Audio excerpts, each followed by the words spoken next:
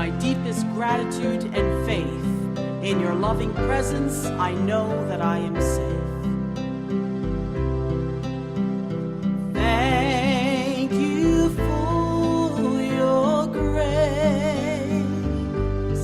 my deepest gratitude and faith. In your loving presence, in your loving presence, I know I am safe. I know that I am safe. Thank you for your grace. Thank you for your grace. My deepest gratitude and faith. My deepest gratitude and faith. In your loving presence. In your loving presence. I know I am safe. I know that I am safe. One more time, thank you for your grace. Thank you for your grace. My deepest gratitude and faith. My deepest gratitude and faith. In your loving presence, I know I am safe. In your loving presence, I know that I am safe.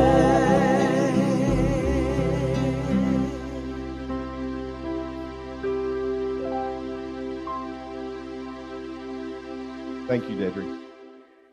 Friends, I want to invite you, if it's comfortable, close your eyes and simply become aware of your breath. We relax into just a brief moment to focus on that gratitude, to dwell in that silent space of grace. That place in consciousness where we know we are always safe. We relax into this space, knowing that grace does not happen to me, that grace expresses through me. Grace expresses through me.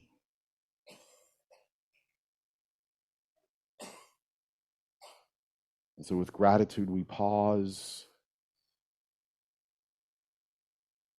knowing that at this brief moment between the inhale and the exhale that we are one. We are one with all in creation and all that exists in potential. That exists in the mind of God. Absolute good and unconditional love. Unlimited.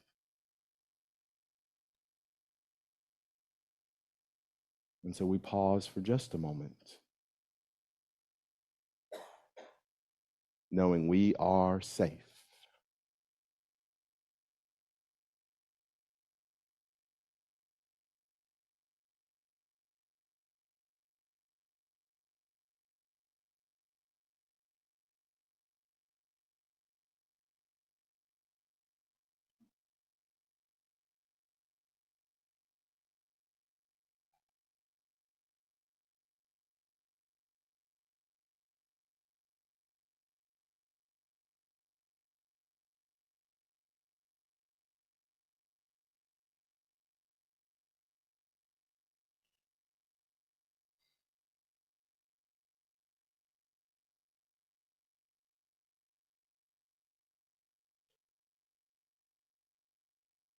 In the moments when the appearance of the world starts to swirl and we become unbalanced, we become afraid, we always know we can stop and pause and come to this still, quiet place of safety. This place of grace within that is grounded in the faith of our being. We do this as it is the truth, and we only know the truth when we put that truth into action in our lives.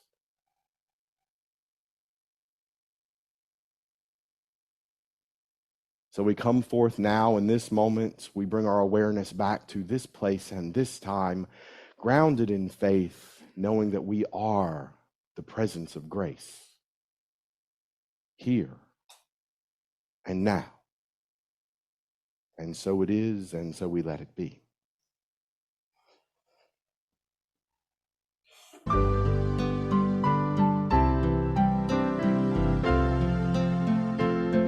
Let us sing that again. Thank you for your grace, my deepest gratitude and faith. Thank you for your grace, my deepest gratitude and faith in your loving presence. In your loving presence, I know that I am safe. Thank you for your grace, my deepest gratitude and faith. In your loving presence, I know I am safe. In your loving presence, I know that I am safe. Let's do it one more time. Thank you for your grace, my deepest gratitude and faith, my deepest gratitude and faith. In your loving presence, I know I am safe. In your loving presence, I know that I am safe.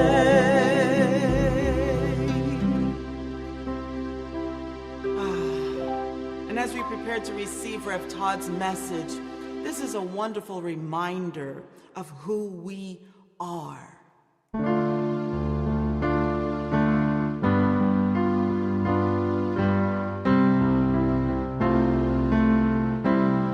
I'm here to remind you of your magnificence, to help you awake to all the wonder that you are. I long to show you all the joy you're worthy of. I'm here to remind you how much you're truly loved. You're here to remind me of my magnificence, to help me awake to all the wonder that I am. You long to show me all the joy I'm worthy of. We're here to remind each other how much we're truly loved.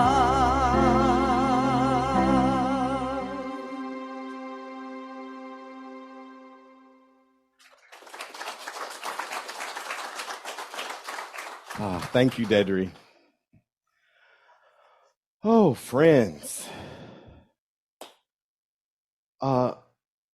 We've got visitors here today, and I want to say welcome to all of you.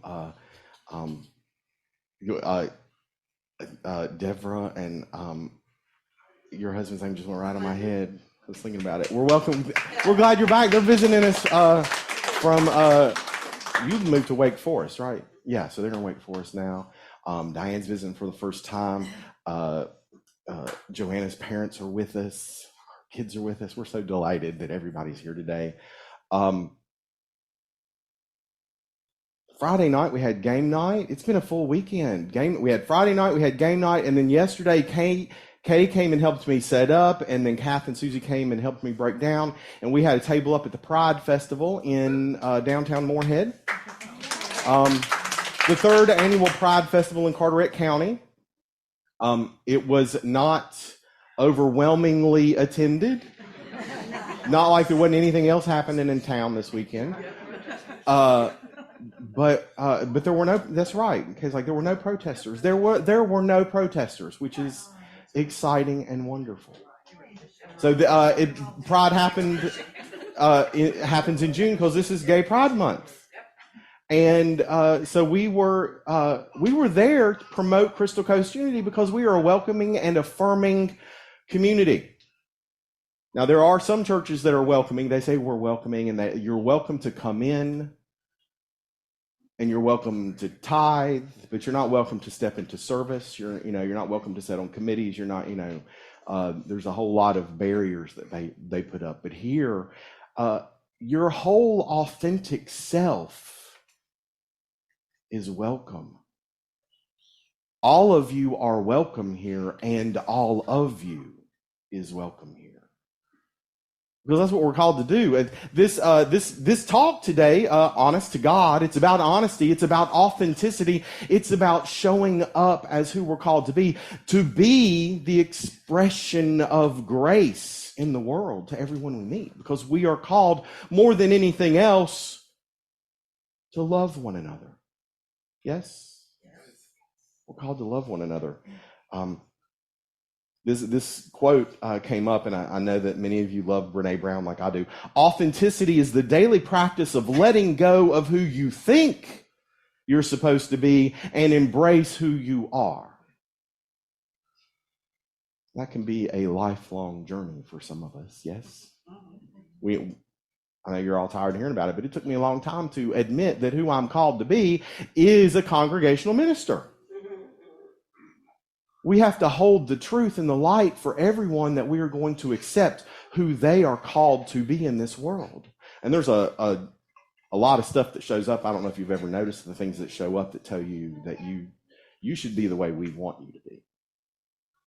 So when I was preparing for this, I remembered a book that I used to use in trainings, and it's a management book. Has anyone ever read Peacock in the Land of Penguins? Peacock, and it's about Perry the Peacock. The strategies to change the penguin way of doing things met with resistance and red tape.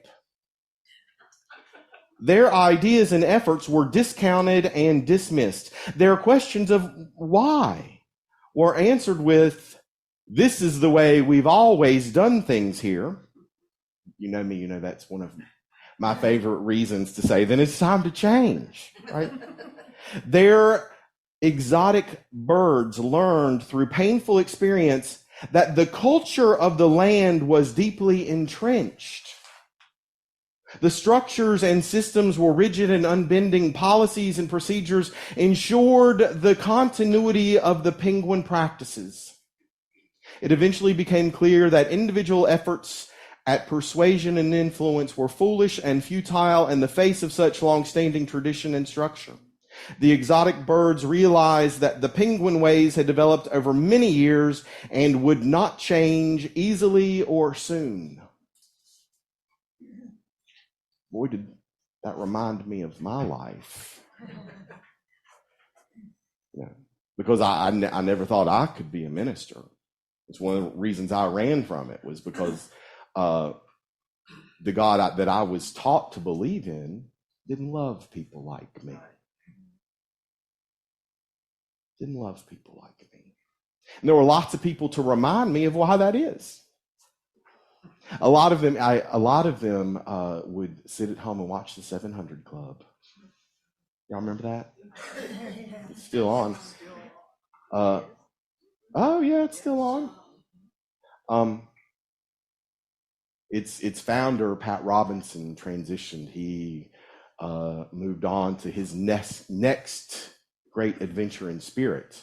And some of my friends, one of them posted the the song from the end of the Yellow Brick Road, Wizard of Oz. You know, ding dong, the Wicked Witch is dead.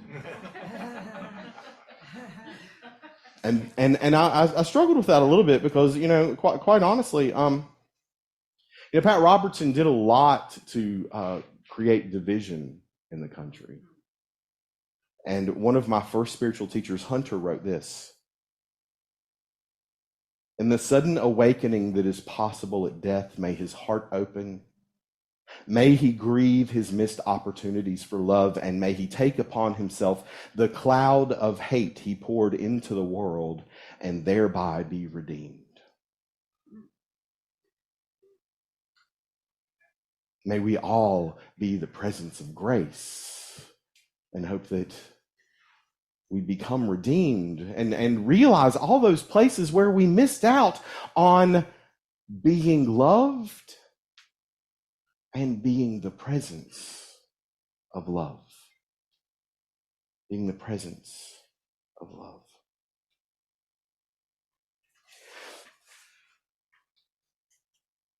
We get called into being authentic in who we are, and that can be challenging in this world.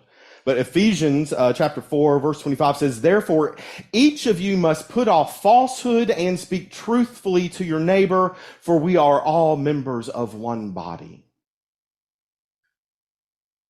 We are all members of one body. We are all one. At the level of spirit, there is only I am.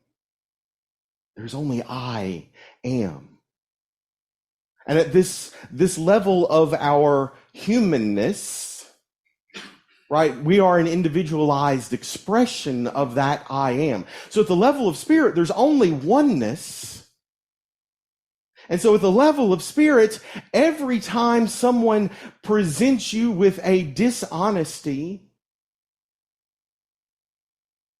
because at the level of spirit, there are no secrets, you know that that is dishonest. Every time you show up and are not authentic, that you are not truthful about who you are and who you are called to be, well, you're blocking your way of being the presence of love. You're blocking your way of receiving love. And what are we called to do? Love one another. Love one another. So over and over and over again, we have to do what the poet Rumi said. Your task is not to seek for love, but merely to seek and find all the barriers within yourself that you have built against it. You know, I had a barrier in love in myself because, you know, part of me wanted to get up and sing "Ding Dong, the Wicked Witch is Dead." Because that created a lot of pain in my life.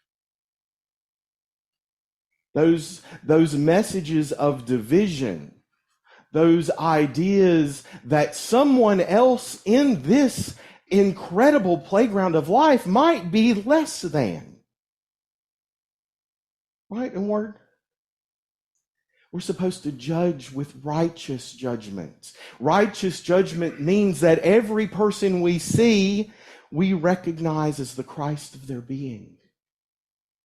We recognize that they are an individualized expression of absolute good and unconditional love, coming forth at the point of them in this manifest world.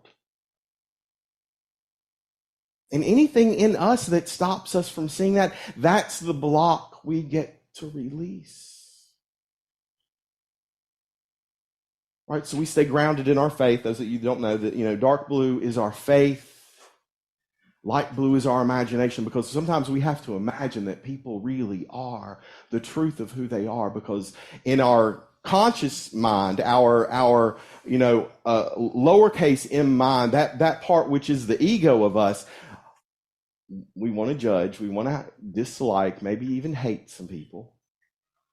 And so we use our renunciation. We release that so that we can imagine and know the truth of who someone is. And the truth of who someone is that same still place within that is where we express as grace.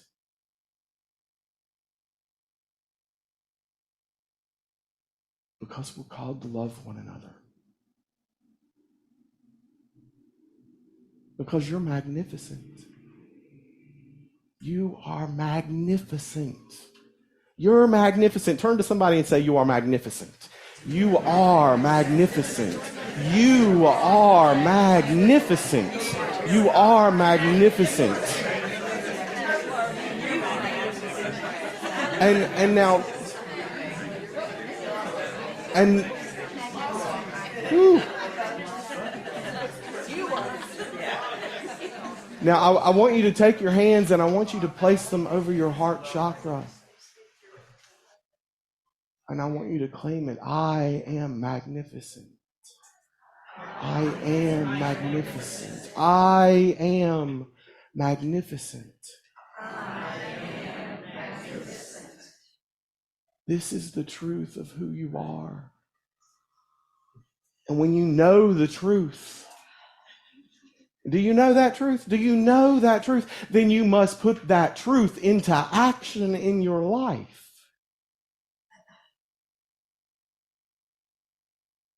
We must put that into action in our lives.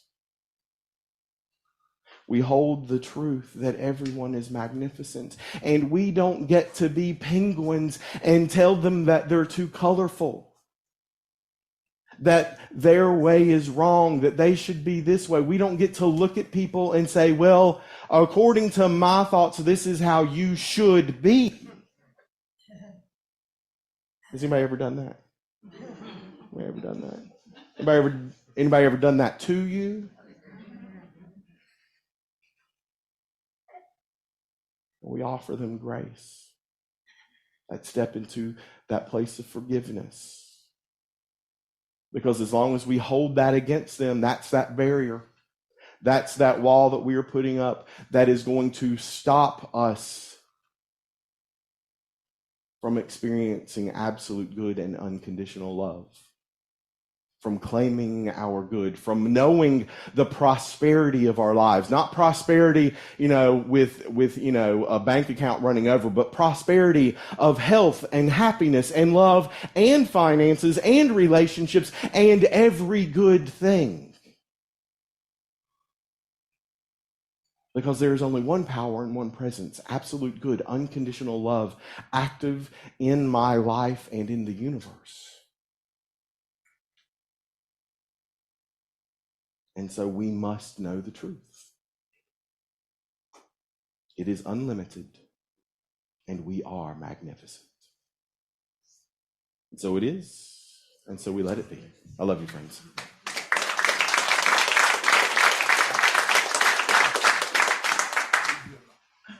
That was amazing, Rev Todd. Imagine a world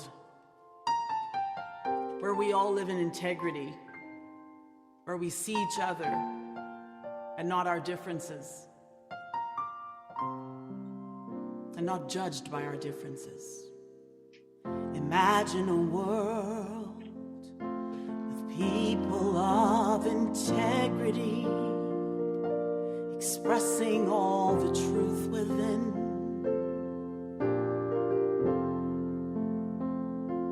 Imagine a world seeking only peace and harmony, encouraging our hearts to sing.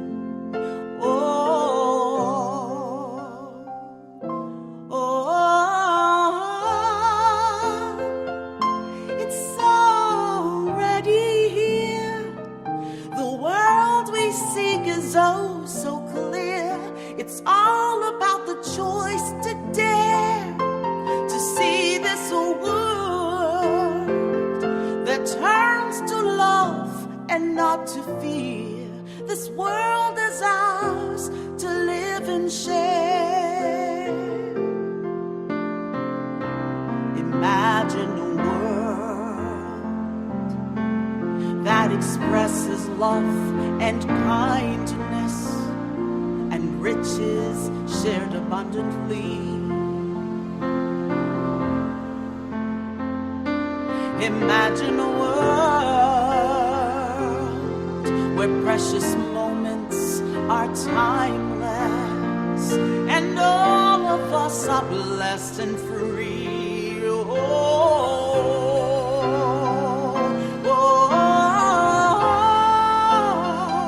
It's already here. The world we seek is oh so clear. It's all about the choice to dare to see this world that turns to love and not to fear. This world is ours to live and share. Don't let differences blind you. Take a look with loving eyes and see a world of priceless treasures in you and me, living in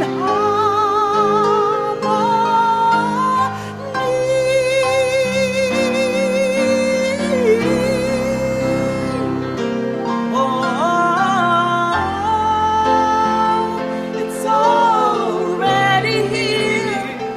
The world we seek is oh so clear. It's all about the choice today to see this world that turns to love and not to fear. This world is ours to live and share.